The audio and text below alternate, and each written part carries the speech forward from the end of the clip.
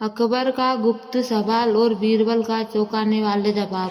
आगरा का किला चांदनी रात में नहाया हुआ था। चारों तरफ खामोशी थी सिवाय पहरेदारों की चुपचाप के। लेकिन शहंशाह अकबर की आंखें में नींद नहीं थी। वे अपने मखमली बिस्तर पर करवटें बदल रहे थे। उनके दिमाग में एक ऐसा सवाल आया जिसने उनकी रातों की नींद और दिन का चैन छीन लिया। अकबर अक्सर सोचा करते थे कि दुनिया उन्हें जहाँपनाह कहती है, लोग उनके सामने झुकते हैं, कभी उनकी तारीफों के पुल बांधते हैं, पर क्या यह सब सच है? क्या कोई ऐसा भी है जो उन्हें उनकी असलियत बता सके? अगली सुबह सूरज की पहली किरण के साथ अकबर ने बीरबल को अपने निजी कक्ष में बुलाया। बीरबल, जो अपनी हाजिरी जवाब के लिए मशहूर थे, शहंशाह के चेहरे की थकान देखकर समझ गए कि दाल में कुछ काला है। अकबर ने कमरे के सारे दरवाजे बंद करा दिए और भारी आवाज में बोले, बीरबल, आज मैं तुमसे एक ऐसा सवाल पूछना चाहता हूँ जो आज तक किसी मुगल शासक ने अपने दरबारी से नहीं पूछा। यह एक गुप्त सवाल है और इसका जवाब मुझे पूरी ईमानदारी से चाहिए। बीरबल ने सिर झुकाकर कहा, हुजूर, आपका गुलाम हाजिर है, हुक्म कीजिए। अकबर ने बीरबल की आंखों में झांकते हुए पूछा, बीरबल, इस पूरी सल्तनत में वह कौन सा इंसान है जो सबसे बड़ा मूर्ख समझता है और फिर भी मैं उसे सजा नहीं दे सकता? वह शख्स मेरे बहुत करीब है, लेकिन मैं उसे पहचान नहीं पा रहा हूँ। बीरबल इस सवाल को सुनकर एक पल के लिए ठिठक गए। सवाल जितना गहरा था, उसका जवाब उतना ही खतरनाक हो सकता था। अगर बीरबल किसी दरबारी का नाम लेते तो वह दुश्मनी मोल लेते, अगर खुद का नाम लेते तो गुस्ताखी होती। बीरबल ने मुस्कुराते हुए कहा, जहाँपनाह, इस सवाल का जवाब देने के लिए मुझे 3 दिन का समय चाहिए और इन 3 दिनों में मुझे आपकी अनुमति चाहिए कि मैं महल के किसी भी कोने में किसी भी तलाशी ले सकूं। अकबर ने इजाज़त दे दी। यह खबर पूरे दरबार में आग की तरह फैल गई। मुल्ला दो प्याजा और वजीर चमन जैसे जलने वाले दरबारी कानाफूसी करने लगे। मुल्ला ने कहा, इस बार बीरबल फंसेगा। शहंशाह को मूर्ख कहने वाले का नाम बताना मौत को दावत देना है। बीरबल ने अपनी जांच शुरू की। वे महल के रसोइया, अस्तबल के रखवालों, यहाँ तक कि अकबर के खास अंगरक्षकों भी मिले। उन्होंने किसी से कोई सवाल नहीं किया, बल्कि वे बस लोगों के व्यवहार को गौर से देख रहे थे। दूसरे दिन बीरबल ने एक अजीब काम किया। उन्होंने शहर के सबसे बड़े आईनासाज शीशा बनाने वाले को बुलाया और उसे एक ऐसा शीशा बनाने का आदेश दिया जो थोड़ा धुंधला हो, जिसमें चेहरा थोड़ा टेढ़ा मेढ़ा नजर आए। तीसरे दिन की सुबह बीरबल दरबार में एक बड़े मखमली कपड़े से ढकी हुई चीज लेकर पहुंचे। पूरा दरबार उत्सुकता से भरा था। अकबर के चेहरे पर अजीब जिज्ञासा थी। अकबर ने सिंहासन से उतर गरजते हुए कहा, बीरबल, समय समाप्त हुआ। बताओ, वह कौन है जो मुगलिया सल्तनत के मालिक को मूर्ख समझता है? बीरबल ने वह मखमली कपड़ा हटाया। उसने नीचे वह अजीब दर्पण था। बीरबल ने कहा, जहाँपनाह, वह शख्स इस दर्पण के पीछे छिपा है। आप कुछ चलकर देख लीजिए। अकबर कुर्सी से उठे और दर्पण के पास पहुँचे। जैसे ही दर्पण में देखा, उन्हें अपना ही चेहरा नजर आया, लेकिन वह चेहरा बहुत अजीब था। दर्पण की बनावट ऐसी थी कि अकबर की नाक लंबी, कान बड़े और चेहरा किसी विदूषक जैसा लग रहा था। अकबर भड़क गए। बीरबल, यह क्या बदतमीजी है? इसमें तो मैं ही दिख रहा हूँ। क्या तुम मुझे कहना चाहते हो कि मैं खुद को मूर्ख समझता हूँ? बीरबल ने बड़ी विनम्रता से कहा, नहीं जहाँपनाह, थोड़ा और करीब से देखिए। अकबर ने फिर देखा। दर्पण के कोनों पर एक छोटी सी पट्टी लगी थी जिस पर बीरबल ने कुछ लिखा था। अकबर ने पढ़ा, वह जो प्रसन्नता के जाल में फंसकर अपनी कमियों को नहीं देखता है। बीरबल ने कहना शुरू किया, जहाँपनाह, आपके सवाल का जवाब कोई इंसान नहीं है, बल्कि आपका अहंकार है। जब आप दरबार में बैठते हैं तो हजारों लोग आपकी तारीफ करते हैं। वे कहते हैं कि आप भगवान का साया है। उक्त वक्त आप अहंकार आपको यह यकीन दिलाता है कि आप कभी गलत नहीं हो सकते, और वहीं अहंकार पीछे आपका मजाक उड़ाता है, क्योंकि वह जानता है कि आप भी एक साधारण इंसान ही हैं जिन्हें खुदामद से जीता जा सकता है। दरबार में सन्नाटा छा गया। मंत्रियों की सांसें अटक गई। अकबर का चेहरा लाल हो गया और बीरबल ने आगे कहा, हुजूर, एक राजा के लिए उसका सबसे बड़ा मूर्ख बनाने वाला उसका वह सलाहकार होता है जो उसे उसकी गलतियों पर भी वाह वाह करता है। जो इंसान आपकी चापलूसी करता है वह मन ही मन आपको मूर्ख समझता है कि आप उनकी बातों में आ रहे हैं। चूँकि मैं सब आपको वफादार होने का नाटक करते हैं, आप उन्हें सजा भी नहीं दे सकते। अकबर को बात समझ आ गई थी, लेकिन पूरी तरह संतुष्ट नहीं थे। उन्होंने कहा, बीरबल, यह तो दार्शनिक बात हुई, मुझे कोई जीवित उदाहरण दो। बीरबल मुस्कुराए और बोले, कल सुबह मेरे साथ भेष बदलकर आगरा की गलियों में चलिए। अगली सुबह अकबर और बीरबल साधारण कपड़े पहनकर बाजार निकले। वहाँ एक मिठाई की दुकान पर एक छोटा बच्चा अपने पिता से जिद कर रहा था। तभी अकबर ने कहा कि वह बच्चा मिट्टी से एक खिलौना बना रहा था और उसे शहंशाह कह रहा था। बच्चे ने खिलौने को जोर से चपट लगाई और बोला, हे मूर्ख बादशाह, मेरी जलेबी कहाँ है? अकबर दंग रह गए। उनके रोंगटे खड़े हो गए। बीरबल ने धीरे से कहा, हुजूर, यह बच्चा आपको मूर्ख समझ रहा है, क्योंकि उसे सत्ता का डर नहीं है। वह मासूमियत में वह कह रहा है जो शायद कई बड़े लोग डर के मारे नहीं कह पाते। क्या आप इस बच्चे को सजा देंगे? अकबर मुस्कुरा दिए। उन्हें समझ आ गया कि सत्ता का दबाव सच को दबा देता है और केवल मासूमियत या गहरी बुद्धिमानी ही सच बोल सकती है।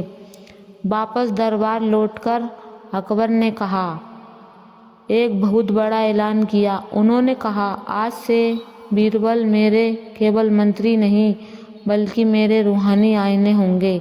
जो भी दरबारी मेरी सिर्फ तारीफ करेगा और मेरी गलती नहीं बताएगा, उसे दंड दिया जाएगा।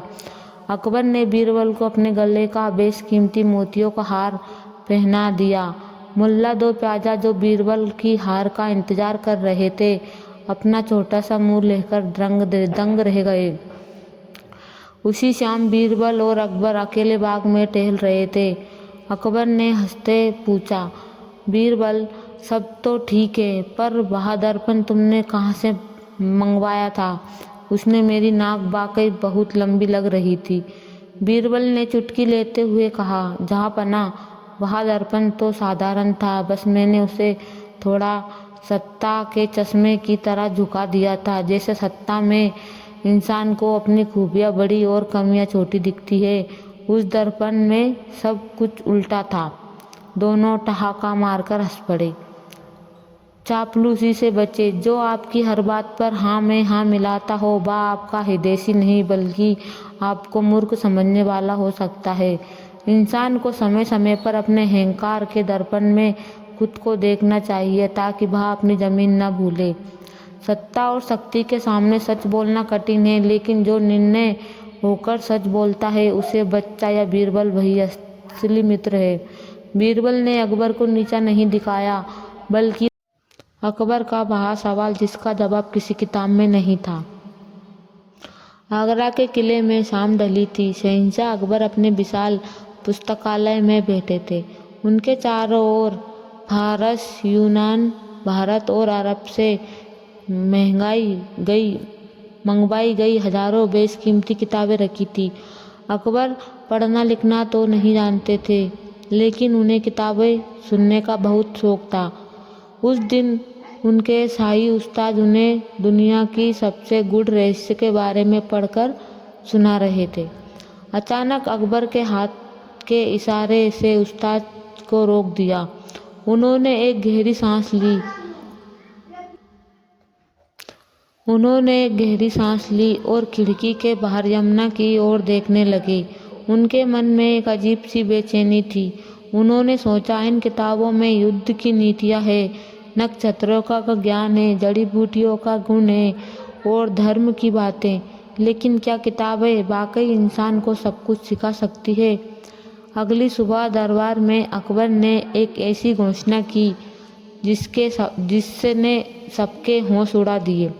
अकबर ने कहा, मेरे दरबार के विद्वानों, मैंने हजारों किताबें सुनी हैं, लेकिन मुझे आज तक ऐसे सवाल का जवाब नहीं मिला जो मेरे जहन में बार बार कौंध हो रहा है, और मुझे यकीन है कि इसका जवाब दुनिया की किसी भी किताब में नहीं लिखा है। पूरे दरबार में कानाफूसी होने लगी। दरबारी सोचने लगे कि ऐसा कौन सा सवाल हो सकता है जिसका जवाब महान दार्शनिक और लेखकों ने अपनी किताबों में नहीं लिखा। अकबर ने गंभीरता से कहा, आवाज में सवाल का दागा। सवाल यह है, एक सच और एक झूठ के बीच की सटीक दूरी कितनी है, और इस दूरी को नापने का क्या पैमाना क्या है? अकबर ने आगे कहा, जो विद्वान इस सवाल का जवाब देगा उसे सोने की 100 मोहरें और एक गांव जागीर में दिया जाएगा। लेकिन अगर किसी ने गलत जवाब दिया, किताबी जवाब दिया, तो उसे दरबार से बेदखल कर दिया जाएगा। दरबारी पंडित, काजी और मुल्ला एक दूसरे का मुंह ताकने लगे। मुल्ला दो प्याजा ने अपने मन में सोचा, सच और झूठ के बीच की दूरी, यह कैसा सवाल है? किसी किताब में लिखा है कि सच का रास्ता लंबा होता है, किसी में लिखा है कि झूठ के पैर नहीं होते, लेकिन दूरी यहाँ तो कोई गणितज्ञ ही बता पाएगा। अगले 3 दिनों तक आगरा के बड़े बड़े गणितज्ञों, ज्योतिषज्ञों और दार्शनिक को बुलाया गया। एक ज्योतिषी ने कहा, जहाँ पना सच सूरज की तरह है और झूठ अंधेरे की तरह, इनके बीच की दूरी 90 लाख कोस है। दार्शनिक ने कहा, हुजूर, सच में दिल रहता है और झूठ जुबान पर, इसके बीच की दूरी केवल कुछ इंच है। अकबर ने सबको खारिज कर दिया। उन्होंने कहा, यह सब तुम्हारे अनुमान है, मुझे पुख्ता प्रमाण चाहिए जो तर्क की कसौटी पर खरा उतरे। इन 3 दिनों में बीरबल बिल्कुल शांत थे। वे दरबार के एक कोने में खड़े होकर तमाशा देख रहे थे। बीरबल ने विरोधियों को लगा कि इस बार बीरबल हार मान चुके हैं। मुल्ला दो प्याजा को ने अकबर के कान भरे, जहाँ पन्ना लगता है बीरबल की अकल का खजाना खाली हो गया है, इसलिए वे चुपचाप दुब के बैठे हैं। अकबर ने बीरबल की ओर देखा और कहा, क्यों बीरबल, क्या तुम इस चुनौती से डर गए हो, या तुम्हारी किताबों में भी इसका जवाब नहीं मिला? बीरबल मुस्कुराए और आगे आए। उन्होंने झुककर सलाम किया और कहा, जहाँ पना, किताबों में तो केवल वह लिखा होता है जो बीत चुका है, लेकिन आपका सवाल तो अनुभव का है और इसका जवाब किताबों में नहीं बल्कि खुद आपके पास मौजूद है। अकबर हैरान हुए, मेरे पास? तुम्हारा क्या मतलब है? बीरबल ने कहा, जहाँ पना, इस सवाल के जवाब के लिए मुझे एक सेवक की ज़रूरत है। अकबर ने फौरन एक सेवक को बुलाया। बीरबल ने उस सेवक से कहा, जाओ महल के रसोई घर से एक गरम गरम जलेबी लेकर आओ और साथ ही एक चाबुक कोड़ा भी ले आओ। पूरा दरबार सन्न रह गया। जलेबी और चाबुक, लोग सोचने लगे कि बीरबल पागल हो गए हैं। कुछ ही देर में सेवक जलेबी और चाबुक लेकर हाजिर हुआ। बीरबल ने अकबर से कहा, जहाँ पना, पहले इस जलेबी को देखिए। सेवक, क्या यह जलेबी मीठी है? सेवक ने कहा, जी हुजूर, मीठी बहुत है। बीरबल ने कहा, फिर चाबुक उठाया और हवा में लहराया। उन्होंने सेवक से पूछा, क्या इस चाबुक की मार से दर्द होता है? सेवक ने डरते हुए बोला, जी हाँ सरकार, बहुत तेज दर्द होता है। अब बीरबल अकबर की ओर मुड़े और बोले, जहाँ पन्ना, अब मेरा सवाल सुनिए। सच और झूठ के बीच की दूरी केवल 4 उंगल है। बीरबल ने अपनी उंगलियां फटकाई, सिकोड़ी और पूछा, 4 उंगलियां, यहाँ कैसा मजाक है बीरबल? इसे साबित करो। बीरबल ने बड़े ही शांत और तार्किक ढंग से कहा, जहाँ पना इंसान के चेहरे पर उसकी आँख और उसके कान के बीच की कितनी दूरी है, अपनी 4 उंगलियां अपनी नाक और कान के बीच रखकर देखिए, यह फासला ठीक 4 उंगल का है।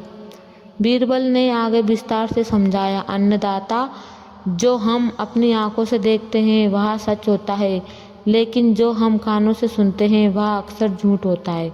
यह अफवाह हो सकती है। किताबों और लोग हमें बहुत कुछ सुनाते हैं, लेकिन जब तक हम उसे अपनी आंखों से ना देख ले, हम उनके सच को होने का दावा नहीं कर सकते। बीरबल ने सेवक की ओर इशारा करते हुए कहा। जब सेवक ने कहा कि जलेबी मीठी है, तो आपने अपने कानों से सुना। यह आपके लिए झूठ भी हो सकता था, यह सुनी सुनाई बात, लेकिन जब आप इसे देखेंगे और चखेंगे तो सच का पता लग जाएगा। ठीक वैसे ही चाबुक की मार का दर्द सुना जा सकता है कान से, लेकिन उसे सहना या देखना आँख से वही असली सच्चा जानता है।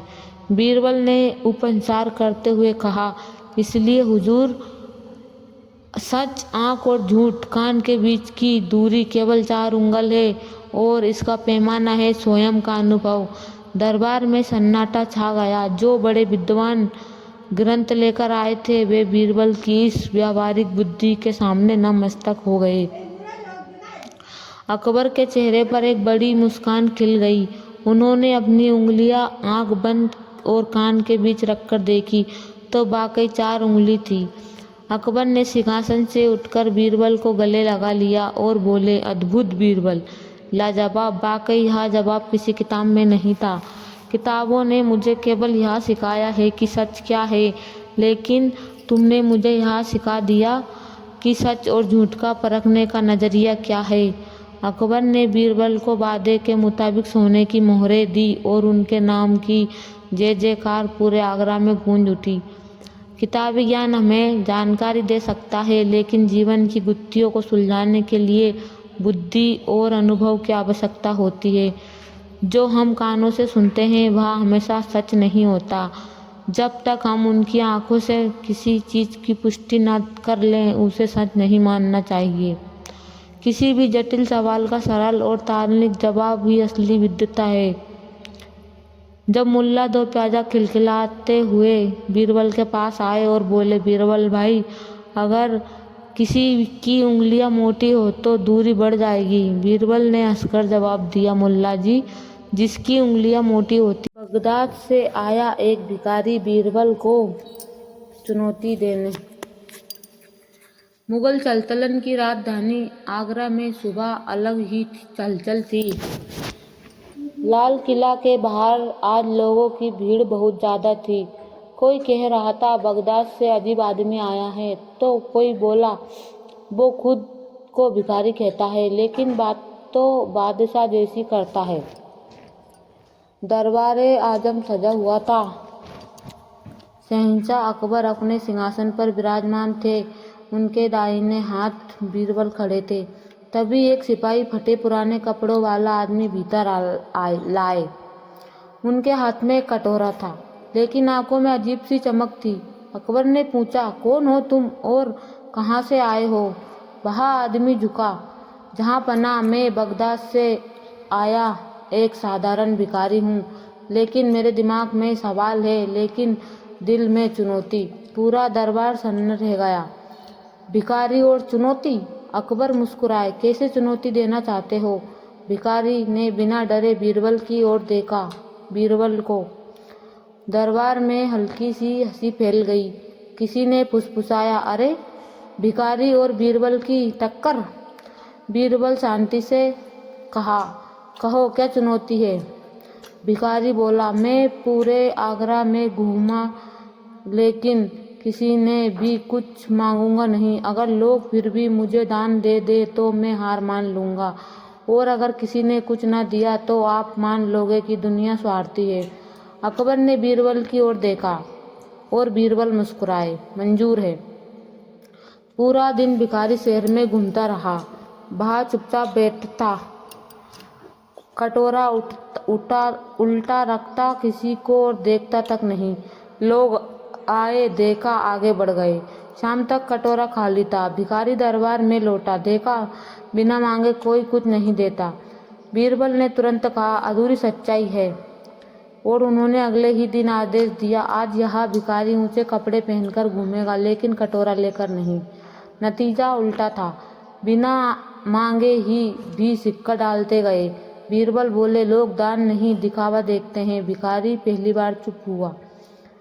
दूसरी चुनौती। भिखारी बोला, दरबार में सबसे बड़ा मूर्ख कौन है? तभी पूरा दरबार सन्न रह गया। बीरबल ने कहा, जो खुद को सबसे समझदार समझता है। भिखारी हंसा, तो साबित करो। बीरबल ने घोषणा करवाई, जो भी खुद को मूर्ख मानने दरबार आए। अगले दिन सैकड़ों लोग आए। हर कोई बोला, मैं मूर्ख हूँ। भिखारी चौंका। बीरबल बोले, जो अपनी मूर्खता मान ले वही सबसे समझदार होता है। भिखारी का घमंड तोड़ा और टूटा। तीसरी चुनौती। भिखारी बोला, मैं 3 बातें कहूँगा, 2 झूठ होगी, 1 सच। अगर पहचान लिए तो मैं हार गया। तुम उसने बातें कही। दरबार उलझ गया। बीरबल ने कहा, तीनों झूठे। भिखारी चिल्लाया, नामुमकिन। बीरबल बोले, क्योंकि सच बोलने वाला झूठ बोलते समय आंखें नहीं झुका पाता। तुमने तीनों बार झुकाई। भिखारी के पसीने छूट गए। भिखारी बोला, आखिरी सवाल, दुनिया का सबसे बड़ा भिखारी कौन है? दरबार शांत था। बीरबल ने अकबर की ओर देखा और बोले, वह जो खुद कुछ होते हुए भी चाहता है। भिखारी की आंखें भर आई। उसने कटोरा नीचे रखा और बोला, मैं बगदाद का एक अमीर व्यापारी था। लालच ने मुझे भिखारी बना दिया। अकबर ने कहा, आज तुम भिखारी नहीं, सीख लेकर लौटने वाले इंसान हो। कहानी की शिक्षा। असली भिखारी वह नहीं जो कटोरा लेकर खड़ा हो।